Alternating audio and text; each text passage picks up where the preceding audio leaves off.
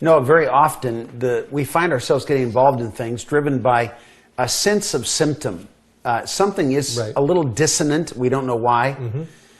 In fact, some of the friends may be with us right now in this presentation because they felt some symptoms that life right now for them doesn't feel like it's the life of their dreams.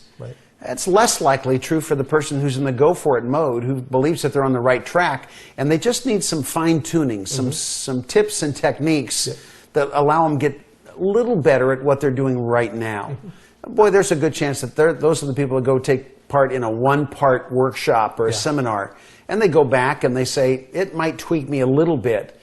But this conversation is more likely happening with people who are in the doldrums. Some people around them are saying, good job, congratulations, I wish I was where you are. And they're saying, I wish I wasn't where I am. But they there. can't say that because they don't know the alternative. And stuck in the doldrums is a lousy place to park. It's terrible. So here are the options. Go find a new audience with no reinvention. That's recycling. Same deal, you just repackaged it. And recycling may be fine for water bottles, but for people, it's not a good plan. Recycling just says, just keep pouring the same new stuff and the same old me, and this is not going to look brand new and desirable for long. If I don't want to recycle, the other option is to reinvent. And reinvention doesn't start from a clean slate.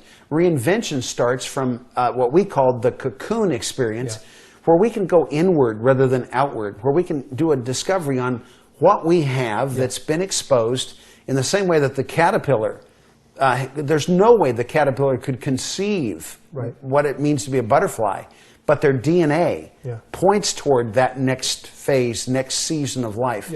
We want to find what our DNA points us toward. And the God who allows little wiggly, ground-crawling insects to become incredible works of art on wing is the God who had even more in mind for us. And Noah, I've watched it in the last 20 years of your life. You started out as an artist, and you become a guy who became adept at putting paint on a canvas and portraying life. Now you're about putting people into life and portraying God. And you can still do the art on the canvas, but you're doing art in the living canvas of the lives of real people who are even more magnificent masterpieces than the great fine art that you produce on a canvas. And God's allowed you to discover that the only thing better than creating art is to working with people who are God's created art. And becoming the gallery master who can help to frame and position pieces that would have sold at a discount in a garage sale left to themselves. But by God's design and magnificence, they deserve spots in the Louvre next to the Mona Lisa. And if you had to grab one or the other as most important in a fire, you'd leave Mona Lisa on the wall and grab the person who was God's masterpiece.